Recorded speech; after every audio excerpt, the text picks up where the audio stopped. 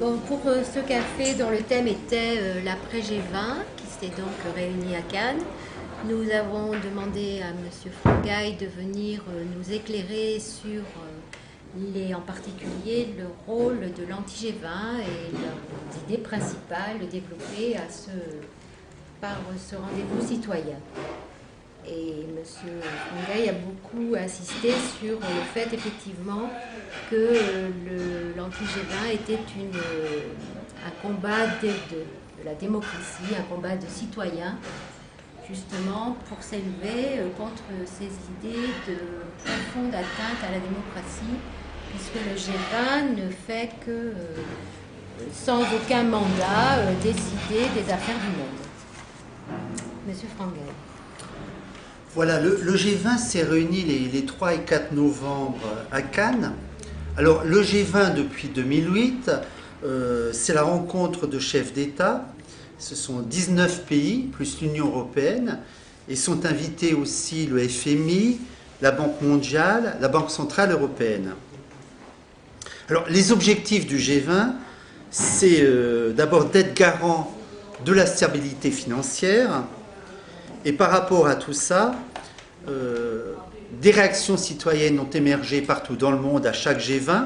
Le G20 n'existe que depuis 2008 sous sa forme actuelle. C'était au moment de la crise des subprimes. Donc c'était une réaction à cette crise financière extrêmement importante.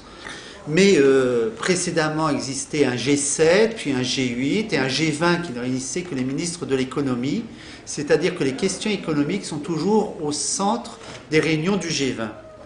Par rapport à ça, donc les citoyens se sont mobilisés d'abord pour dénoncer les atteintes très graves à la démocratie. On a 20 pays, plus Union européenne comprise, qui veulent décider des affaires du monde, alors qu'il y a 194 États enregistrés officiellement à l'ONU. Les mesures qui sont prises lors du G20, et surtout celles qui ne sont pas prises, impactent durablement et gravement la vie des citoyens partout dans le monde, et c'est par rapport à ça qu'il y a ces réactions très nombreuses qui ont surgi. Alors, le premier problème, donc, cette illégitimité du G20 quant à décider des affaires du monde, un G20 sans mandat, on a une espèce de club social qui se réunit avec les dirigeants du monde, avec un objectif d'imposer la voix des institutions financières. Et d'ailleurs, le thème du contre-G20 de Cannes, celui qui a été porté par la coalition nationale et par le collectif local contre les G20, c'est de dire c'est les peuples d'abord avant la finance. Bon, ce serait effectivement intéressant, puisque c'est ce que vous avez présenté pendant ce Café Démocratie, de nous rappeler les objectifs du G20 et bien sûr ce qui nous intéresse particulièrement, c'est le bilan de ce qui aurait dû être adopté et finalement quel est ce bilan. Il nous a semblé qu'il était très négatif et voilà, donc nous aimerions vous entendre rappeler ces idées-là. Effectivement, le bilan des G20 précédents face aux crises est un peu catastrophique. On sait que depuis 2008, il y a eu pratiquement 14 000 milliards de dollars qui ont été avancés auprès des banques par les peuples et par leurs gouvernements. Alors 14 000 milliards de dollars, c'est un nombre qu'on ne peut pas se représenter. Suzanne Georges Pratak a fait le calcul. Si on compte 1 dollar par seconde, ça nous prend 450 000 ans.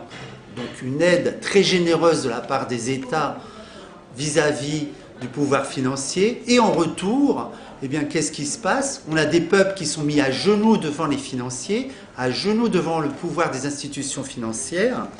Et ce qu'on demande en tant que membre et dans le cadre du collectif contre G20, c'est que l'argent serve au service de la société, avec des mesures concrètes, par exemple, lutte contre les paradis fiscaux, on en parle depuis longtemps.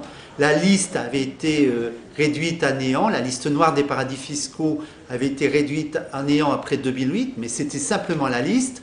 Concrètement, aujourd'hui, on a environ 40 paradis fiscaux extrêmement importants, puisque l'ensemble des fonds qui échappent à la fois pour aider les peuples et pour l'aide aux citoyens par l'intermédiaire des paradis fiscaux, c'est de l'ordre de 800 milliards de dollars.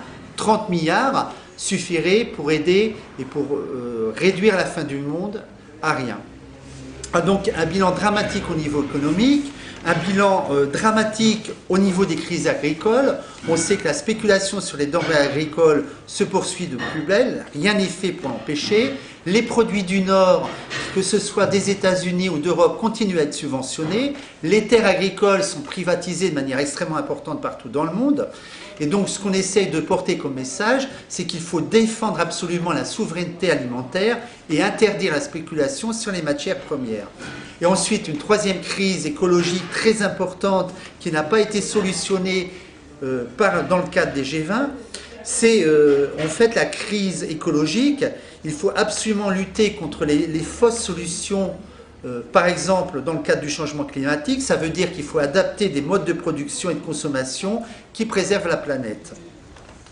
Finalement, le G20 de Cannes a entériné le fait qu'il était impuissant, c'est-à-dire dans la déclaration finale du G20 de Cannes, on dit la reprise mondiale s'est essoufflée, le chômage atteint des niveaux inacceptables, les tensions sur le marché se sont accentuées.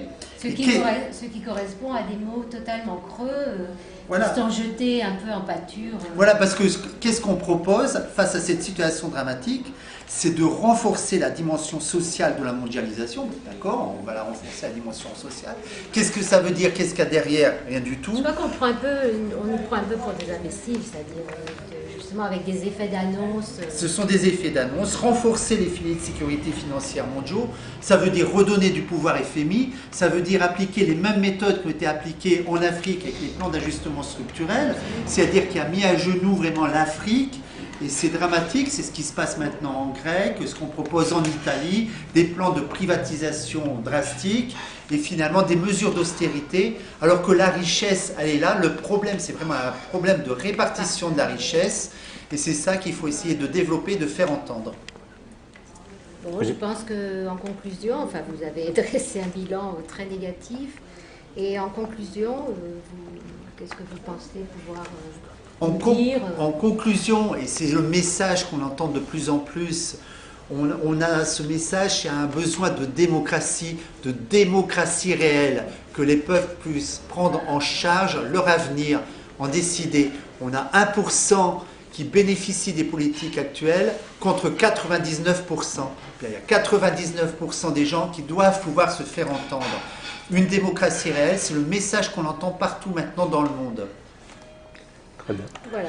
Je vous remercie et enfin nous vous remercions tous de participer au Café Démocratie. Le prochain Café Démocratie aura donc lieu le 4 janvier et l'idée qui a été proposée, c'est sans doute la démondialisation.